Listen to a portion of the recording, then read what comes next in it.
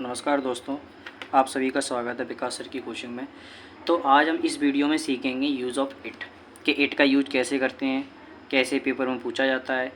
और यह use of it हमेशा हर साल आता रहता है पेपर्स में, हर साल आता है। इस कभी कभार नहीं छूटा अभी तक, हर साल पूछते हैं पेपर्स में। तो कैसे सीखेंगे इसका यूज़ हम? तो पेपर्स में पूछते कैसे कैसे किस नाम से हैं, तो यूज़ ऑफ इट के नाम से पूछते हैं, रीराइट बिगिनिंग विद इट के नाम से पूछते हैं, combine the sentence using it के नाम से पूछते हैं। ठीक है, तो इन नामों से पूछा जाता है पेपर्स में। ठीक है, तो करते क्या है इसको सबसे पहले जानेंगे हम। क्या जानेंगे?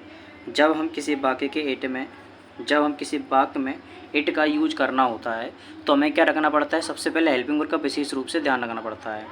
ठीक है, तो क्या समझ में आया सब कि जब हमें किसी वाक्य में इट का यूज करना होता है तो हमें हेल्पिंग वर्ब का विशेष रूप से ध्यान रखना पड़ता है। इसका प्रयोग हम दो तरीके से करते हैं। क्या कि एक वाक्य के होने पर, कहने का अर्थ कि एक सेंटेंस के होने पर और दो वाक्य के होने पर, मतलब दो सेंटेंस हो तब किया जाता है और एक सेंटेंस हो तब किया जाता है। तो एक वाक्य के होने पर हम कैसे करेंगे? एक वाक्य के होने पर कैसे करेंगे? जब किसी वाक्य के बीच में अगर हेल्पिंग वर्ब इज या वॉज का यूज़ होता है तो हम वहीं से इट का यूज़ शुरू करते हैं और शेष भाग को दैट से जोड़ते हैं। यदि वाक्य के शुरू में पहले से ही टू या दैट दिया है तो शेष वाक्य को टू या दैट से ही जोड़ देते हैं।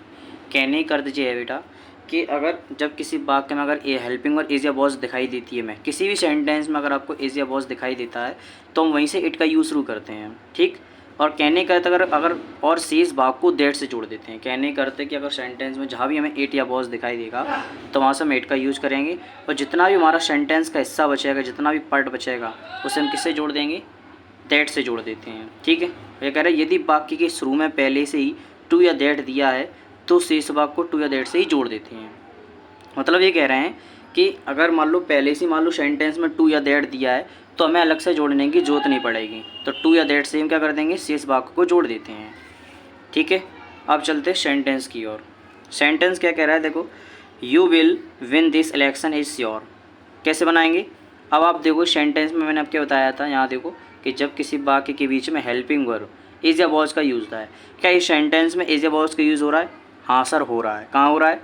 You will win this election is, कहाँ हो रहा है? इज श्योर है कि नहीं? इज श्योर, तो इज श्योर, तो यहाँ पे इस सेंटेंस में इज का यूज़ हो रहा है। ठीक, अब हम यहाँ करेंगे, अब हम क्या करेंगे? यहीं से इट का यूज़ शुरू करेंगे।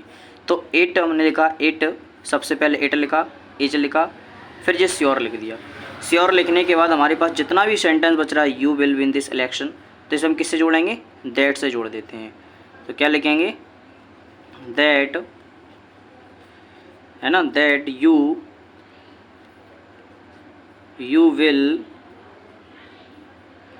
विल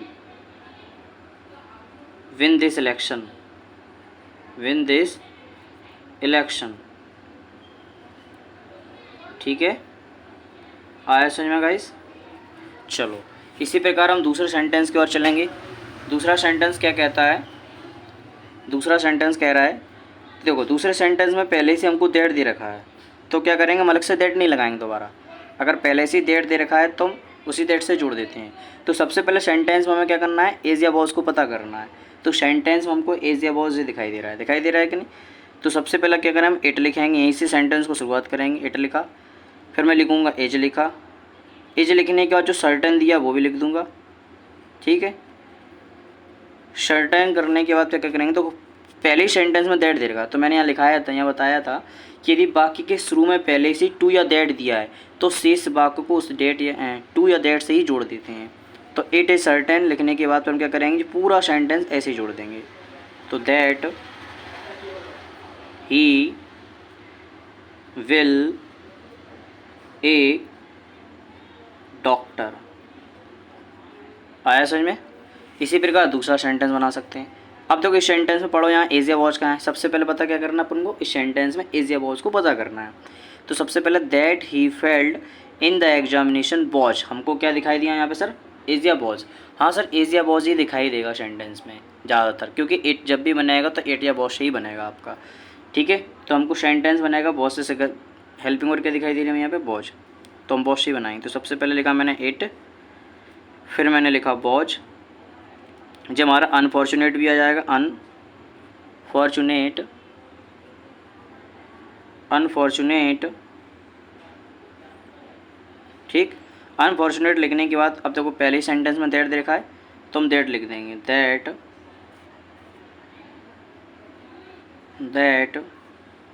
ही फेल्ड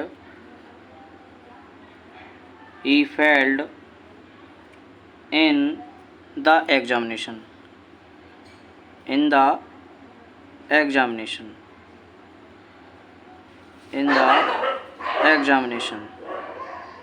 हो गया क्या नहीं?